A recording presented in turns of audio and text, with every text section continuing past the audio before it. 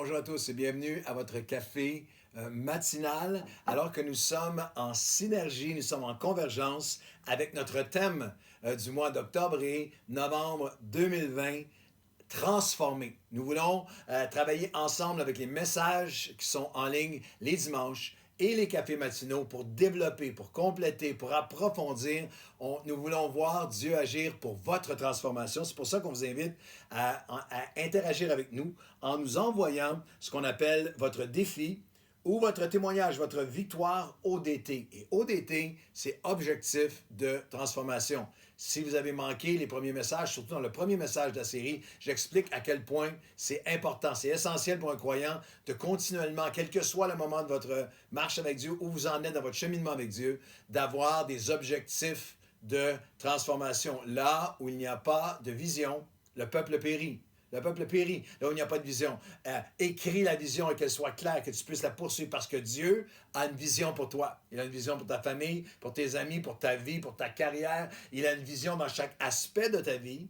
Et Dieu a un ODT, un objectif de ta transformation pour chaque saison de ta vie. Alors, si vous voulez collaborer avec nous, être partenaire avec nous, aider d'autres, on vous invite à nous envoyer à nouvellevie.com/transformer. nouvellevie.com/transformer. Envoyez-nous votre témoignage. Voici un aspect de ma vie où j'ai été transformé. Voici comment vous allez aider d'autres. On va en lire en ondes, on va échanger, mais aussi votre défi. Voici la sphère de ma vie où j'ai besoin de transformation. Voici mon défi. Voici mon objectif de transformation personnelle par la foi. Voici où j'ai besoin d'un miracle cet automne. Et on va prier pour chaque requête, mais aussi, ça va nous aider, ça va nous orienter dans les messages qu'on veut apporter. On veut cibler, on veut être là avec vous. Notre verset thème pour cette série entière, les cafés matinaux et les dimanches,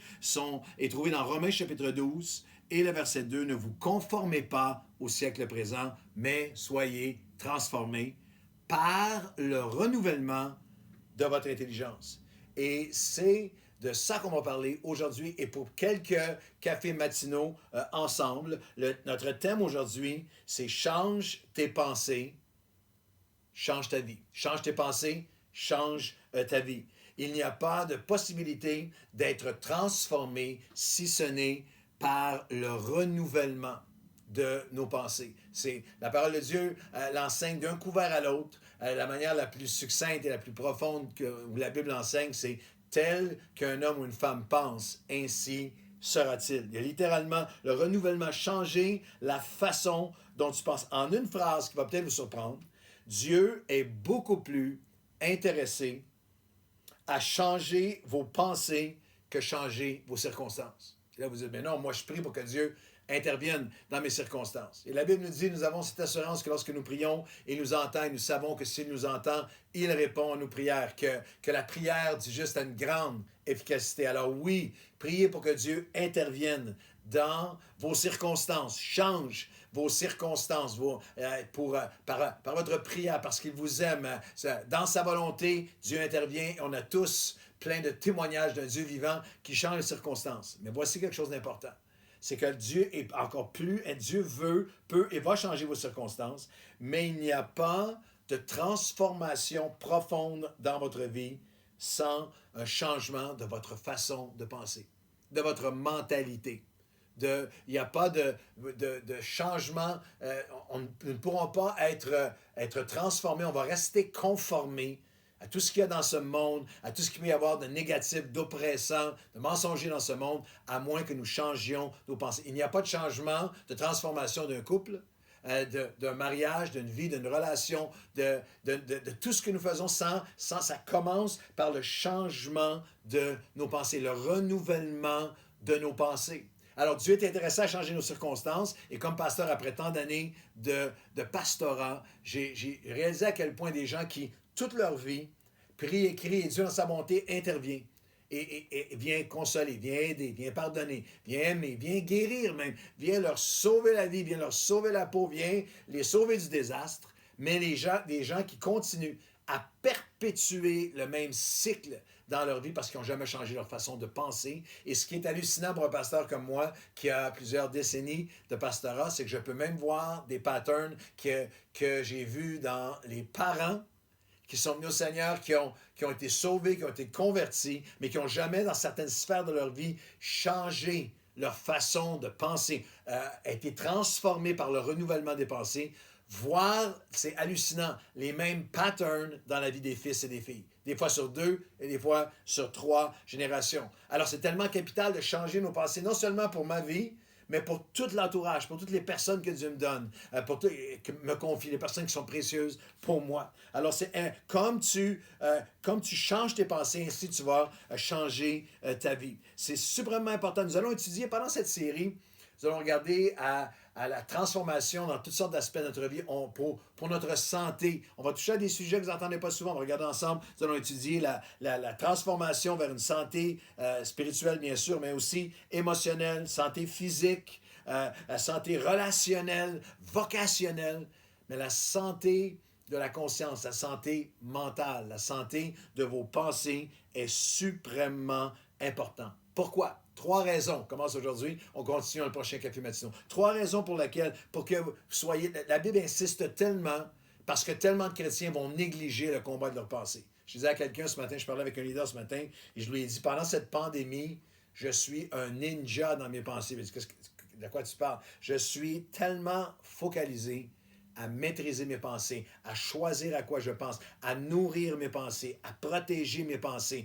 Et je vais vous enseigner, vous apprendre comment. Parce qu'en ce moment, comme jamais, avec tout ce qui nous bombarde de tous les côtés, c'est suprêmement important pour vous de saisir ça ce matin, aujourd'hui, de dire, Seigneur, il faut que tu m'apprennes je réalise qu'il n'y aura pas de transformation sans un renouvellement, un changement dans mes pensées. Pourquoi? Parce que mes pensées, en fait, contrôlent ma vie.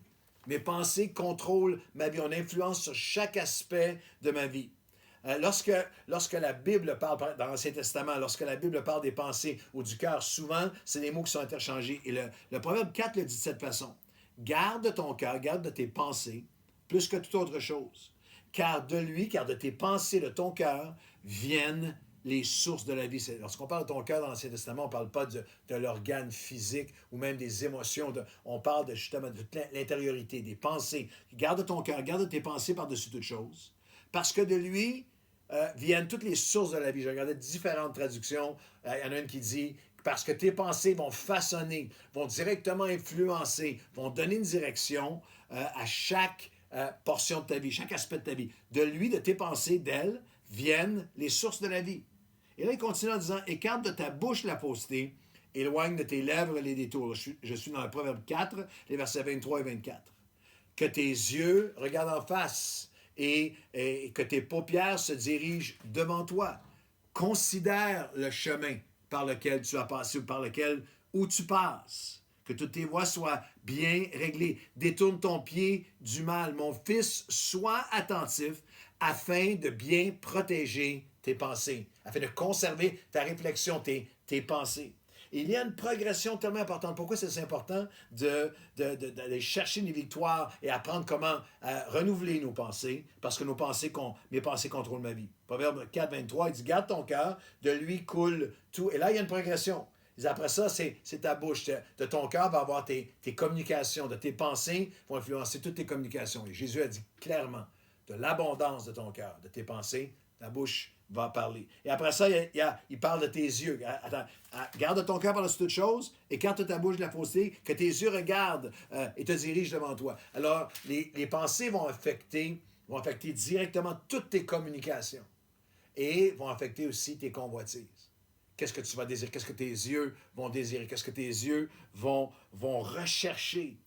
Tes communications, tes convoitises et ultimement ton chemin. C'est pour ça qu'il dit ça commence avec le cœur, après ça il y a les yeux et après ça il y a les pas. Et alors tu vas avoir à considérer le chemin par lequel tu as passé. Protège tes réflexions, protège tes pensées. Et faites ça avec moi aujourd'hui. Considérez un instant les enjeux de votre vie. Et est-ce qu'on ne réalise pas chacun d'entre nous qu'en fait, nous sommes le total de nos pensées. Dans nos vies, nous sommes aujourd'hui affectés. Chaque action commence par une pensée. Si tu le penses, éventuellement, tu vas le faire.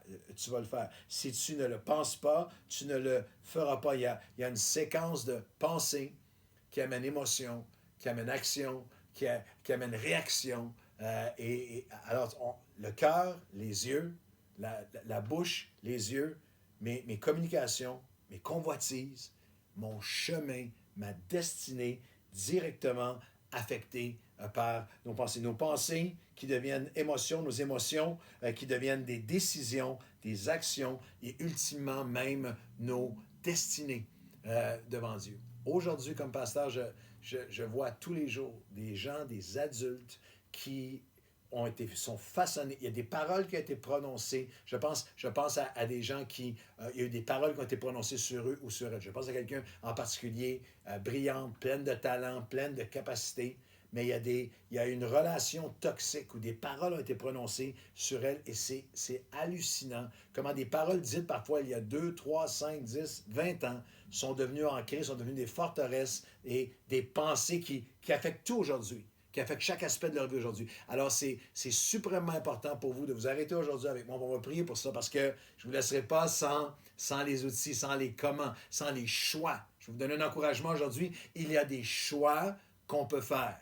Il y a des choix au quotidien pour gagner le combat des pensées. Mais ça commence avec une réalisation, je ne peux pas être transformé sans le renouvellement de mes pensées. Alors on va prier ensemble aujourd'hui. Seigneur, comme un homme pense, comme une femme pense, ainsi sera-t-il. Tu nous appelles à ne pas être conformes, même à tout ce qui a été dit sur nous, tout ce qu'on a vécu, tout ce qui a été nos pensées, même ce siècle présent, les pensées qui sont véhiculées dans le monde dans lequel nous vivons, mais à être transformés. Comment?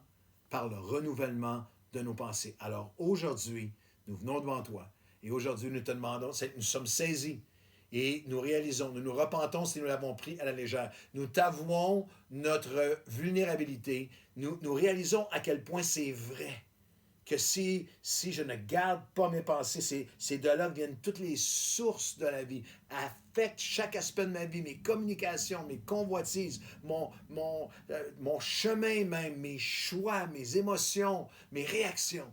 Alors aujourd'hui, Seigneur, nous nous offrons à toi comme des sacrifices vivants. Et aujourd'hui, nous te disons, pour cette journée, au mieux de ma capacité, et tu vas m'apprendre comment dans ta parole. Mais aujourd'hui, je veux garder mes pensées. Viens garder mes pensées, viens protéger mes pensées, viens nourrir mes pensées, Seigneur. Et aujourd'hui, nous te demandons, viens nous transformer. Nous le déclarons, nous le voulons, nous le désirons, nous le savons, nous le confessons. Nous ne pourrons pas être transformés sans le renouvellement des pensées, mais nous allons être transformés parce que nous allons apprendre à protéger nos pensées, notre cœur, par-dessus toute chose, parce que de nos pensées, de notre cœur, toutes les issues, toutes les sources de la vie vont couler et nous fixons aujourd'hui nos pensées, nos cœurs sur toi. Viens nous diriger, nous conduire et ultimement, viens nous transformer aujourd'hui dans le nom de Jésus. Amen et Amen. Bonne journée.